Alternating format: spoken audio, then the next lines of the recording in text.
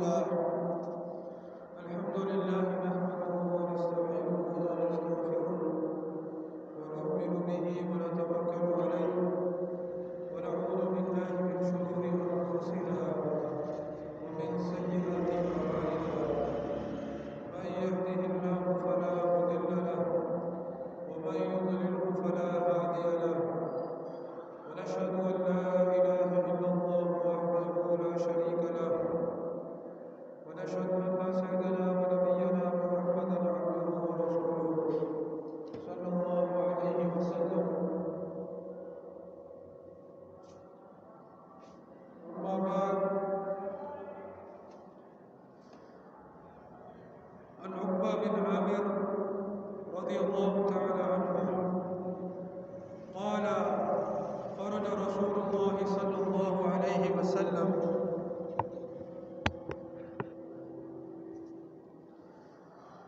ونحن في الصفة فقال: أيكم يحب أن يغدو كل يوم إلى بطحان أو العقيق فيأتي بناقتين قوماوين في غير إثم ولا قطيعة رحم؟ فقلنا: يا رسول الله كلنا نحب ذلك. قال: أفلا يغدو أحدكم إلى المسجد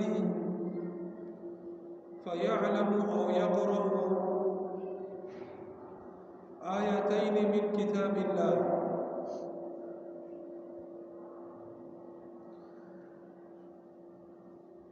خير له من ناقتين، وثلاث خير له من ثلاث، وأربع خير له من أربع، ومن أعدادهن من الإبل.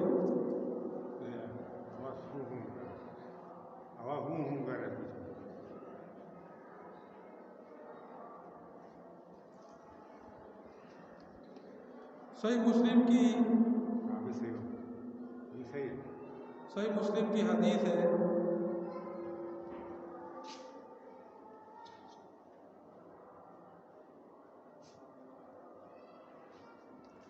حضرت عقبہ بن عامر رضی اللہ تعالی عنہ کہتے ہیں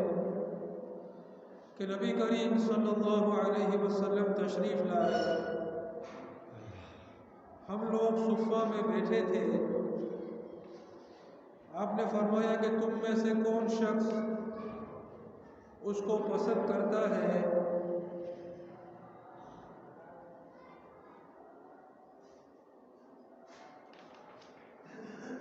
کہ علی صبح بازار بطحان یا عقیق میں جاوے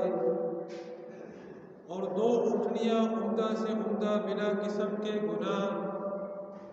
اور قطع رحمی کے پکڑ لائے. صحابہ رضی اللہ تعالی عنہم نے عرض کیا کہ اس کو تو ہم میں سے ہر شخص پسند کرے گا. حضور صلی اللہ علیہ وسلم نے فرمایا کہ مسجد میں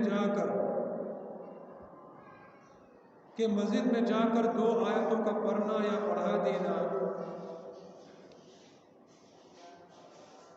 2 اونٹنیوں سے اور 3 آیت کا 3 اونٹنیوں سے، اسی طرح 4 کا 4 سے افضل ہے اور ان کے برابر اونٹوں سے افضل ہے.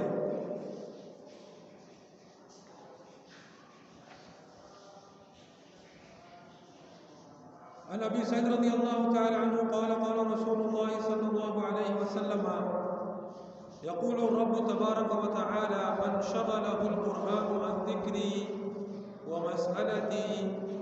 أعطيته أفضل ما أعطي السائلين، وفضل كلام الله على سائر الكلام كفضل الله على خلقه. ابو سعید رضی اللہ تعالی عنہ سے حضور اکرم صلی اللہ علیہ وسلم کا ارشاد منقول ہے کہ کہ حق سبحانہ و تقدس کا یہ فرمان ہے کہ جس شخص کو قرآن شریف کی مشغولی کی وجہ سے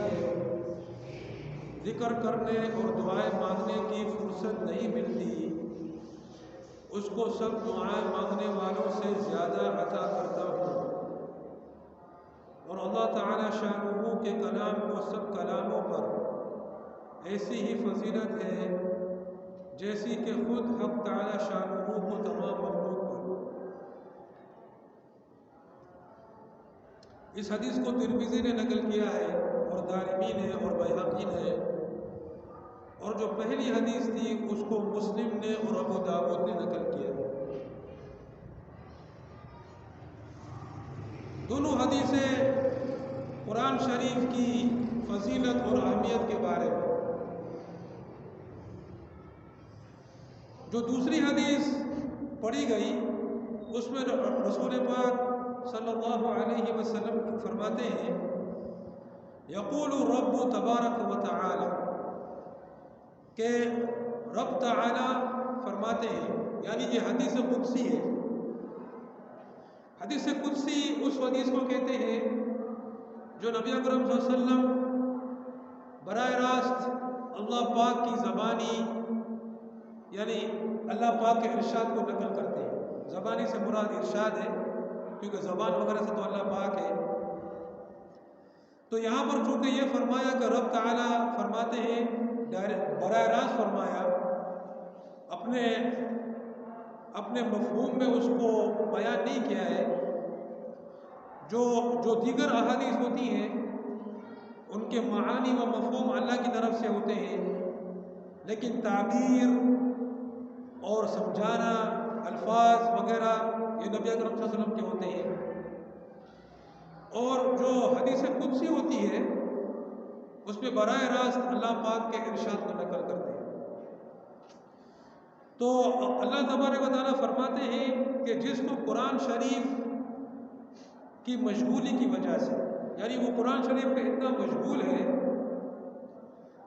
کہ اس کو میرے ذکر کی ذکری، میرے ذکر کرنے سے وہ مسئلے اور مجھ سے مانگنے سے فرصت نہیں ملتی ہے۔ قرآن شریف نے اس کو اتنا مشغول کر رکھا ہے، قرآن شریف کو پڑھنے میں، پڑھانے میں، سیکھنے میں، سکھانے میں، قرآن شریف کو پھیلانے میں، قرآن شریف کو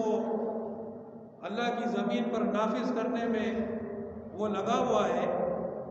اور اس کی وجہ سے اس کو اذکار کرنے کی، اللہ پاک کی تسبیحات کرنے کی فرصت نہیں ملتی ہے،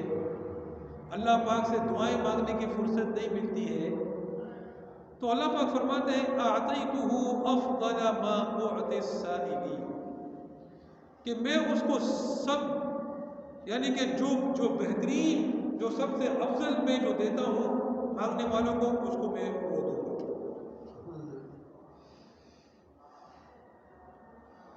یعنی کہ قرآن شریف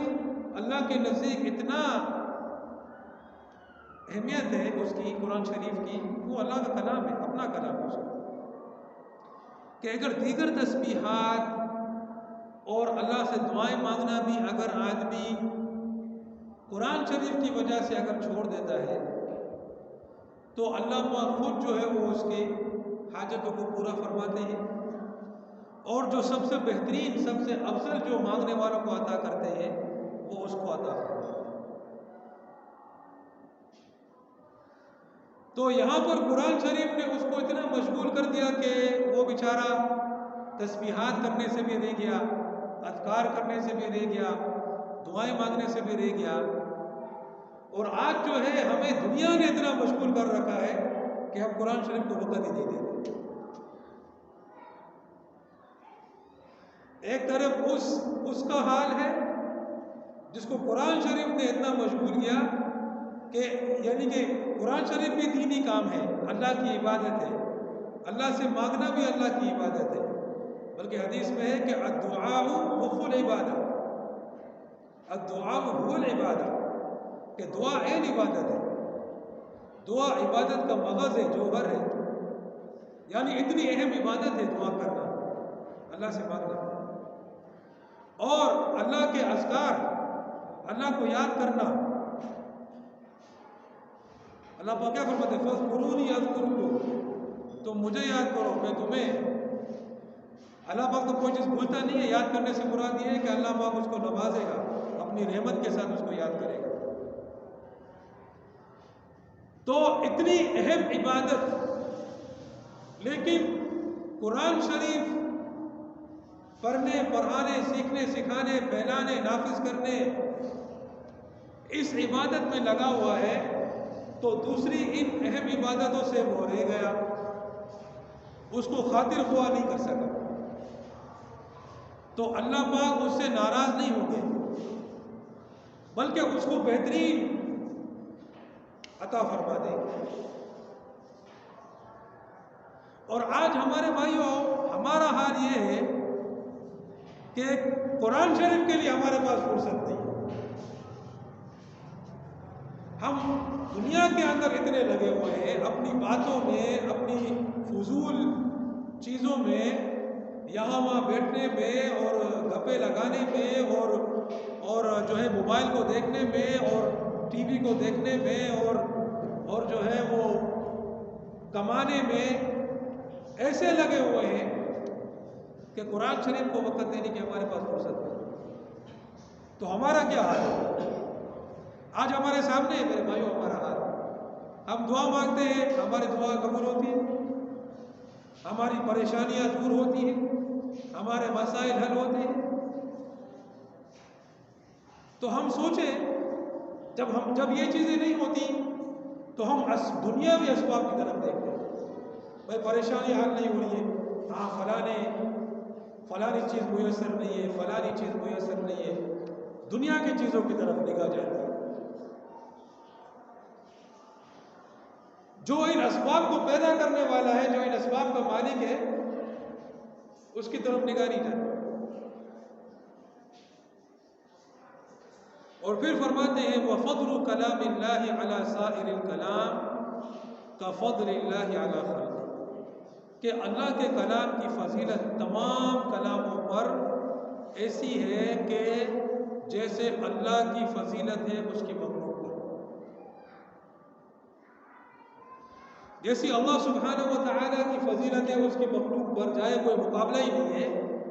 خالق کا اور مخلوق کا کوئی مقابلہ نہیں ہے، مقابلہ ہوتا نہیں ہے، کوئی مالک کا مخلوق کا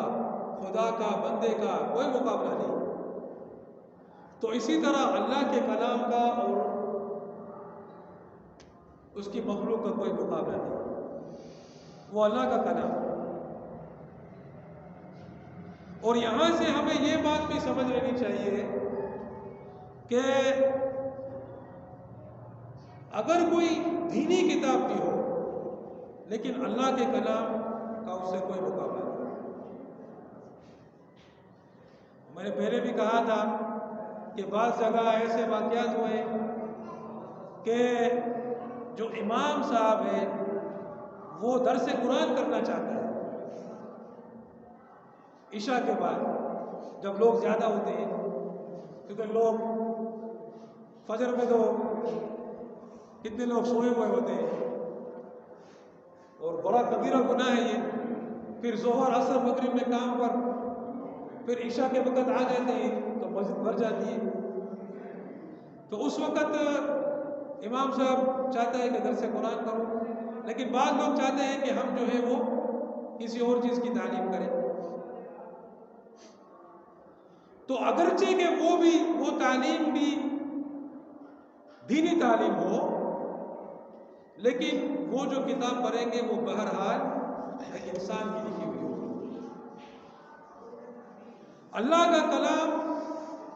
تمام کلاموں پر ایسا ہے جیسے اللہ بندوں پر، تو اگر کوئی یہ سمجھ کر اس کو آگے کرتا ہے کہ بھئی یہ کلام اللہ پر مقدم ہے تو پھر یہ تو کافر ہو جائے گا۔ اس لیے درس قرآن ہونے دو۔ تو یہ جو ہے وہ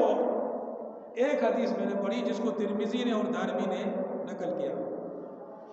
دوسری حدیث میں نے پڑھی، عقبہ بن عامر رضی اللہ تعالیٰ عنہ کہتے ہیں کہ نبی اکرم صلی اللہ علیہ وسلم تشریف لائے، ہم لوگ صفہ میں بیٹھے تھے۔ صفہ جو ہے مسجد نبی صلی اللہ علیہ وسلم کے ساتھ ایک چبوترا بنا ہوا تھا، وہاں پر فقراء صحابہ جو ہیں وہ بیٹھا کرتے تھے اور قرآن شریف احادیث سیکھتے تھے، نبی اکرم صلی اللہ علیہ وسلم کی خدمت کرتے تھے، مسجد کی خدمت کرتے تھے، جہاد کے لیے نکلتے تھے۔ تو نبی اکرم صلی اللہ علیہ وسلم تشریف لائے اہل صفہ کے پاس، اللہ، اور فرمایا کہ تم میں سے کون شخص اس کو پسند کرتا ہے کہ وہ صبح صبح بطحان اور عقیق مشہور بازار لگتے ہوں گے وہاں جائے اور 2 اونٹنیاں عمدہ سے عمدہ بغیر کسی گناہ کے، بغیر کسی قطع رحمی کے پکڑ کر لیا۔ اس زمانے میں اونٹ جو ہے، اونٹنی ایک نفیس مال تھا۔ آج بھی ویسے اونٹنی بہت مہنگی ہے، لاکھ 2 لاکھ کی تو کم سے کم ہوگی۔ عمدہ سے عمدہ اونٹنی تو 4-5 لاکھ کی ہوگی۔ تو صبح صبح بطحان اور عقیق بازار میں جا کر 2 بہترین اونٹنیاں بغیر کسی گناہ کے، یہ نہیں کہ کسی سے لوٹ کے لے آئے، کسی سے چوری کر کے لے آئے، کسی اور کی پکڑ کے لے آئے، کسی رشتہ دار سے چھین کر لے آیا، قطع رحمی کر کے لے آیا، بغیر کسی گناہ کے، بغیر کسی قطع رحمی کے بالکل جائز طریقے سے 2 اونٹنیاں لے کر آ جائے، 10 لاکھ روپے لے کر آ جائے۔ سمجھے نا کہ تم میں سے کون شخص اس کو پسند کرتا ہے کہ صبح صبح خیبر چوک میں جا کر، رئیس امروہی پر جا کر، بوٹن مارکیٹ جا کر جو ہے 10 لاکھ روپے صبح صبح بغیر کسی گناہ کے بالکل جائز طریقے سے لے کر آ جائے۔ صحابہ نے عرض کیا رضی اللہ تعالیٰ عنہ کہ اس کو تو ہم میں سے ہر شخص پسند کرے گا، ہر شخص پسند کرے گا۔ روزانہ صبح صبح 10 لاکھ روپے بغیر کسی نہ چوری، نہ ڈکیتی، نہ کسی گناہ کا خوف، نہ پولیس کا خوف، اور 10 لاکھ روپے 2 اونٹنیاں عمدہ قسم کی اونٹیں، ظاہر 5 لاکھ روپے کی حساب کرو،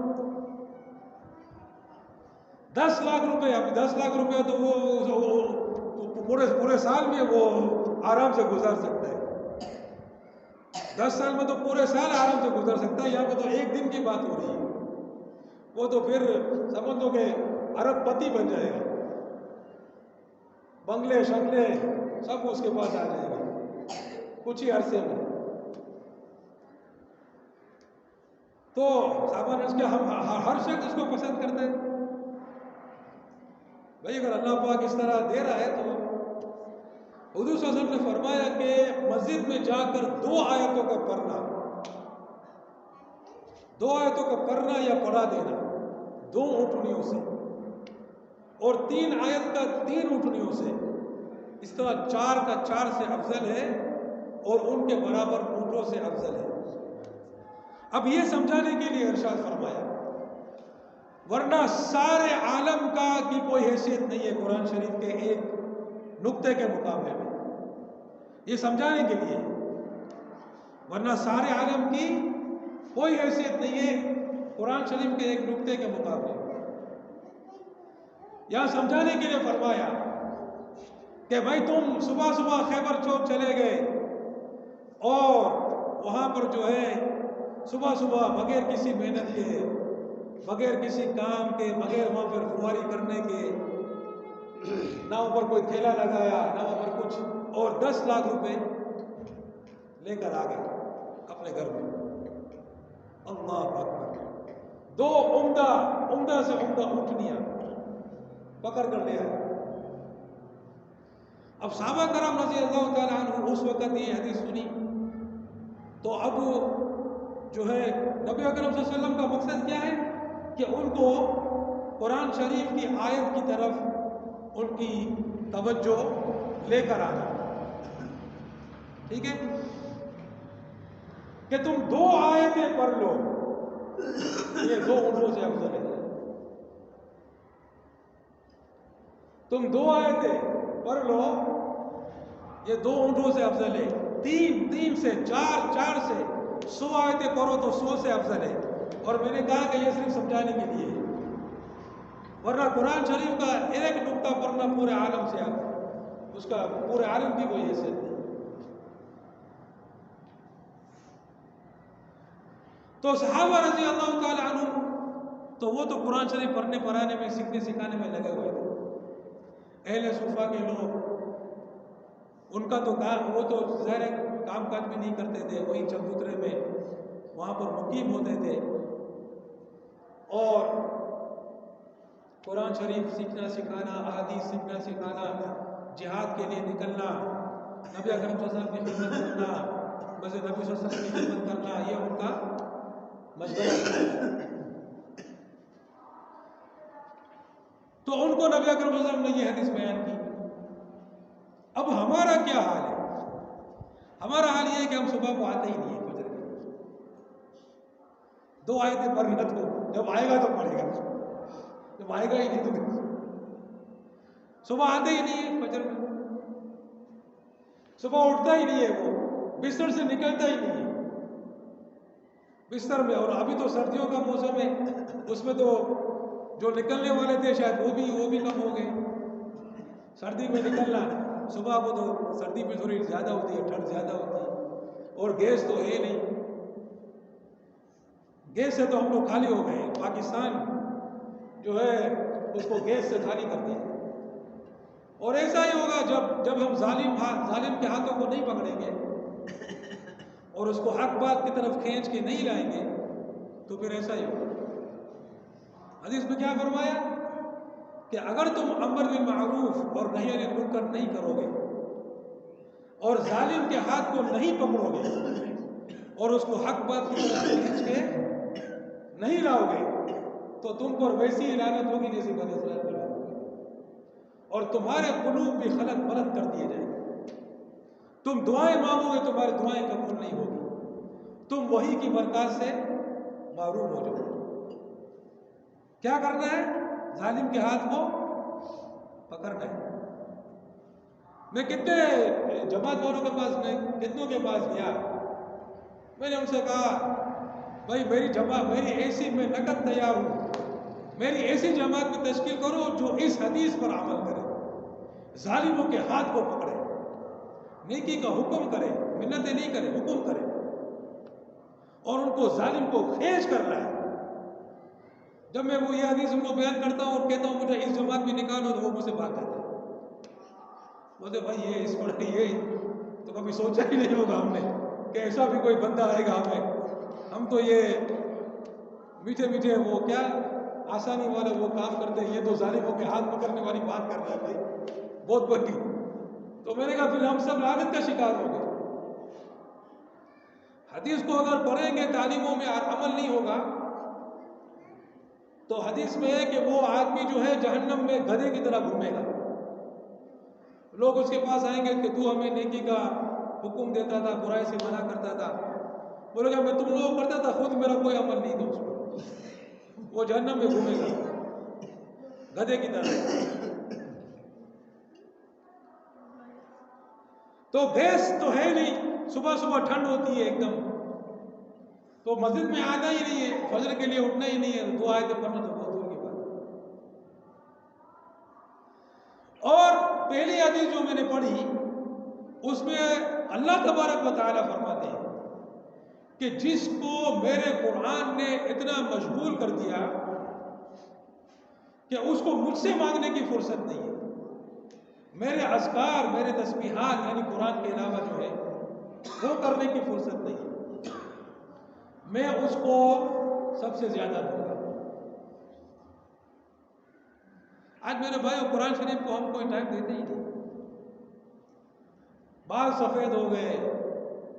گھر میں عورتوں کے بال سفید ہو گئے، ذرا ان عورتوں کو قرآن کھول کے ذرا سنو، ان کا ایک لائن بھی ان کی صحیح نہیں ہوتی، پتہ ہے ایک لائن بھی وہ قرآن کی صحیح طریقے سے نہیں پڑھ سکتے۔ قرآن کے اندر مشغول ہونا تو بہت دور کی بات ہے، جب قرآن کریم کے جو حرف ہے وہی تم نہیں پڑھ سکتے، مشغول ہونا یعنی اس کو سیکھنا سکھانا، اس کو پڑھنا پڑھانا، اس کی دعوت کو لے کر کھڑا ہونا، اس کے لیے جہاد کرنا، اس کو زمین میں نافذ کرنا، یہ تو بہت دور کی بات ہے۔ اس کا جو ایک لائن بھی جب نہیں پڑھ سکتی، اور یہ اس بات کی فکر ہے کہ بھائی وہ گھر میں جھاڑو مار رہی ہے کہ نہیں مار رہی ہے، پوچھا لگا رہی ہے کہ نہیں لگا رہی ہے، میری ماں کی خدمت کر رہی ہے کہ نہیں کر رہی ہے، میرے لیے کھانا برابر بنا رہی ہے کہ نہیں بنا رہی ہے، لیکن اس بات کی کوئی فکر نہیں کہ وہ قرآن شریف اس کو پڑھنے آتا ہے، اس بات کی کوئی فکر نہیں ہے کہ وہ نماز پڑھ رہی ہے کہ نہیں پڑھ رہی، اگر پڑھ رہی ہے تو صحیح طریقے سے پڑھ رہی ہے کہ نہیں پڑھ رہی، اس بات کی کوئی فکر نہیں۔ اور اپنے بال سفید ہو گئے، عمر 30 40 50 سال ہو گئی، بچپن جو ہے وہ لہو لعب میں گزار دی، قرآن شریف پڑھنا سیکھا ہی نہیں، اب جو ہے بس وہی سورۃ الفاتحہ اور سورۃ الاخلاص بس وہ سیکھ لیے، اور وہ بھی پتہ نہیں کیسی سیکھی ہے، بس وہی پڑھ کے بس ابھی گزارا کر رہے ہیں۔ یہ ان لوگوں کی بات کر رہا ہوں جو دیندار سمجھے جاتے ہیں، باقی جو آتے ہی نہیں ہے مسجد میں ان کا تو پتہ نہیں کیا ہے۔ قرآن شریف کو سیکھنے کی کوئی فکر نہیں ہے، اور میرا بچہ جو ہے وہ بھائی میں اس کو میرے پاس پیسے آ جائیں میں اس کو انگلش میڈیم اسکول میں داخل کروں، انگلش میڈیم، میرا بچہ جو ہے انگلش میڈیم میں جاتا ہے، انگلش میڈیم اسکول میں جا رہا ہے، سائنس پڑھ رہا ہے میرا بچہ، اس نے سائنس میں میٹرک کی ہوئی ہے، سمجھے نا، سائنس کی فکر ہے اور انگلش کی فکر ہے۔ انگلش کس کی؟ یار ہم لوگوں کے اندر اتنی بے غیرتی ہے کہ جن لوگوں نے ہم پر قبضہ کیا ہوا تھا ہم ان کی زبان سیکھنے پر فخر کرتے ہیں، یہ بے غیرتی کا عالم ہے، اتنی بے غیرت کوئی قوم ہوتی،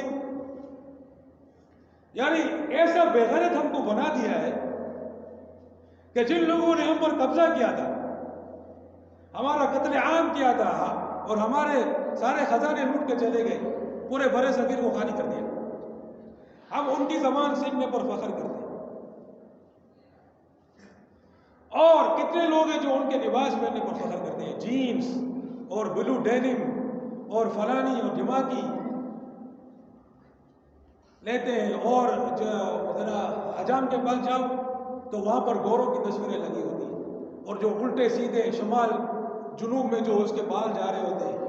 ایسے کٹ بنانے میں ان کو فکر ہوتی ہے، دیکھو یہ اس طرح لگایا ہوا ہے، سمجھے، ٹوپی تو پہلو کدھر ہے، اس کو ٹوپی دے دے مجھے، رومال لے ہاں، تو ایسے شمال جنوب میں جو بال جا رہے ہیں، اب تم بھی رومال اور لوگ کرے، تم بھی ایسے اس کو بچہ اس کو دے دے یار، ابھی ٹوپی اس کو دے دے، ایسے شمال جنوب میں یوں اور یوں اور یوں، وہ جو وہاں دیکھتے ہیں ان کو بھائی ایسا میرے کو کٹ بنا کے دو، اور اس کے لیے پھر وہ 200 300 400 روپے بھی دے گا، سمجھے نا، ایسا کٹ۔ اور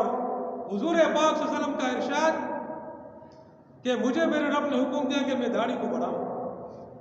داڑھی کو بڑھاؤں اور مونچھوں کو کتراؤں، تو وہاں پر جو ہے وہ نبی اکرم صلی اللہ علیہ وسلم کی اس عظیم سنت،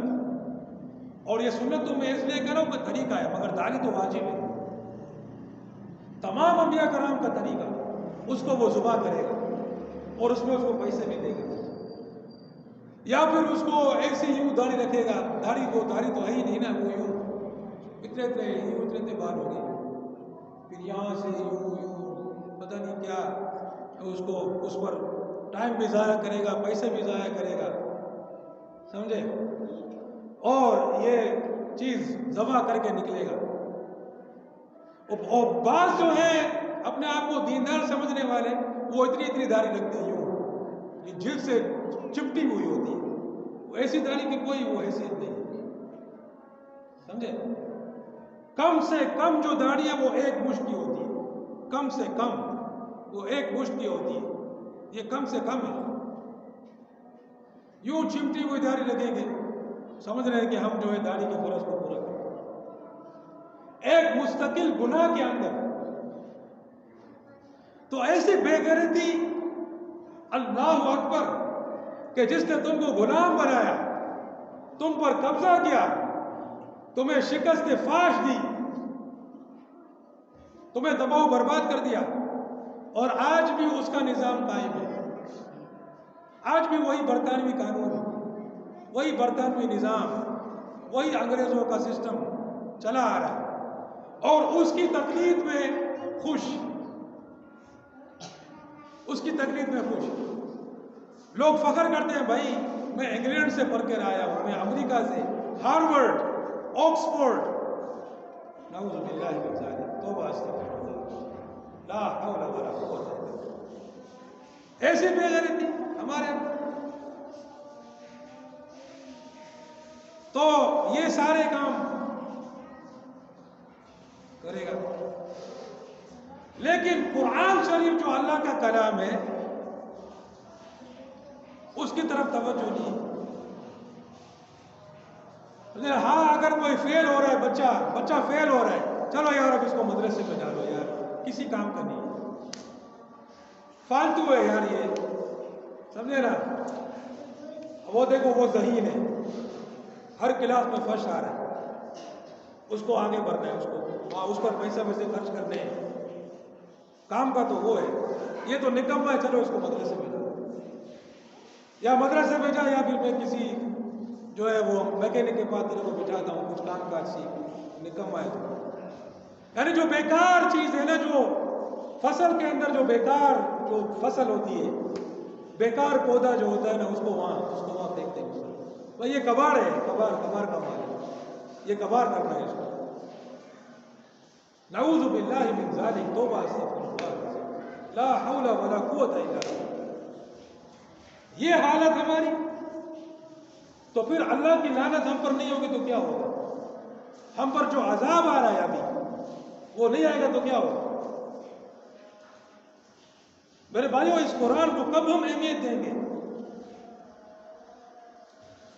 کب اس قرآن کو ہم سینے سے لگائیں گے؟ اور بعض لوگ اپنے بچے کو بھیج دیتے ہیں مدرسے، وہ اسکول جا رہا ہے صبح کو، دوپہر کو مدرسے جا رہا ہے، بس ابھی میری چھٹی ہو گئی. صبح اسکول کو تو پھر بھی تھوڑی فکر ہوگی، پڑھ رہا ہے نہیں پڑھ رہا ہے، بس مدرسے ہاں جاتا ہے 2 گھنٹے، وہاں پہ کیا کر رہا ہے، پڑھ رہا ہے نہیں پڑھ رہا، سیکھتا ہے نہیں سیکھ رہا، اس سے کوئی تعلق ہی نہیں. جیسے وہ بس تم نے اس کو مدرسے میں پھینک کر جو ہے وہ اپنی ذمہ داری پوری کر. میرے بھائیوں، جس نے قرآن شریف ابھی تک نہیں سیکھا نا، تو یہ نہیں سمجھے کہ ابھی ٹائم نہیں ہے، ابھی سیکھے وہ، چاہے اس کے بال سفید ہو. مساجد میں جا کر بھائی کسی کو پکڑ لے، امام کو پکڑ لے، مؤذن کو پکڑ لے، بھائی میں آپ کے پاس آ جاؤں گا، مجھے تھوڑا وقت دینا، قرآن شریف کو جو پڑھانا شروع کرے، یا جو کلاسیں لگتی ہیں اس میں جا کر بیٹھ جائے، اور ساتھ میں مجھے اس کا ترجمہ بھی سکھائے. قرآن شریف صرف پڑھ رہے ہیں اور یہ پتہ نہیں قرآن شریف کیا کیا. ہمارے فون میں ایک میسیج آتا ہے، تو اگر ہمیں پڑھنا نہیں ہے تو ہم کسی اور کو بولتے ہیں یار یہ پڑھ کے بتا کیا میسیج آیا ہے. اگر خصوصاً وہ کوئی کام کا میسیج ہو، ایزی پیسہ اگر لکھا ہو تو وہ تو پھر فوراً تلاش کرے گا، بھائی یار جلدی کر یار، پڑھ کے دے بھائی کیا ہے یہ ایزی پیسہ کیا کہہ رہا ہے. کسی نے پیسے تو نہیں بھیجے تھے، نہیں جاؤں، سمجھے نا. اور اللہ نے، اللہ کا کلام جو اللہ نے نازل فرمایا، ہمیں اس کو سمجھنے کی کوئی فکر نہیں، سمجھنے کی کوئی فکر نہیں. اور جو بیکار چیزیں ہیں جس کی حقیقت مچھر کے پر کے برابر نہیں ہے، ہم اس کے پیچھے لگے. اور وہ چیز جو ہماری دنیا اور آخرت کے لیے کامیابی ہے، ہم اس سے منہ موڑے ہو.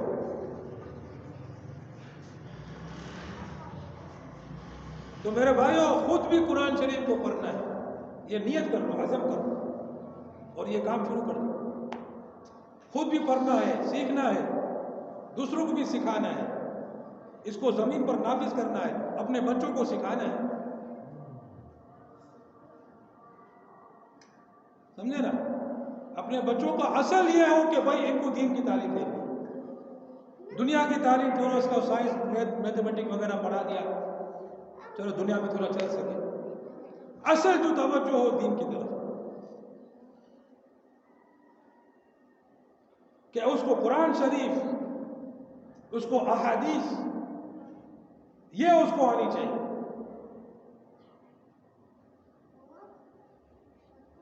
سمجھ میں آ رہی ہے بات؟ عمل کرنا ہے اس پر. ہاں ہاں عمل کرنا ہے. وہ داڑھی رکھنی ہے. اب حجام کے پاس جا کر فضول خرچی نہیں کرنی ہے. حجاموں کے کاروبار کو ختم کر دو. حجام کے اوپر پابندی کہ بھائی تو داڑھی کو چھیڑے گا نہیں. یہ اگر اسلامی ریاست ہوتی تو حجام پر پابندی ہوتی. حجام کا جو کاروبار ہی چلتا ہے وہ داڑھی کی وجہ سے چلتا ہے. بال تو ویسے ہی, سمجھے نا. تو یہ نبی اکرم صلی اللہ علیہ وسلم کی سنتوں کو پورا کرنا ہے. ان کی طرح شکل و صورت بنانی ہے. ان کی سیرت کو اپنانا ہے اور دین کی تعلیم پر توجہ دینی ہے. اب روزانہ اگر ہم آ جائیں اور قرآن شریف کی آیتوں کو سیکھ لیں تو میرے بھائی دنیا و مافیا سے بہتر ہے. یہ 2 اونٹ 3 اونٹ اور 3 اونٹ تو سمجھانے کے لیے, یہ 2 اونٹ کی جو حدیث کی مثالیں تو سمجھانے کے لیے, یہ تو دنیا و مافیا سے بہتر ہے. اس کی حقیقت تو جب پتہ چلے گی جب وہاں پر ہم جائیں گے آخرت میں. اس وقت ان چیزوں کی حقیقت کھل کے سامنے ہے. مگر جو اس کے انتظار میں رہ گیا وہ ناکام ہو جائے گا, اور جس نے وہ اس حقیقت کو یہاں پر سمجھ لیا اور اس پر عمل کر لیا وہ کامیاب. سمجھا رہے کہ نہیں؟ ہاں سب تیار ہو انشاءاللہ؟ ہاں بھائی انشاءاللہ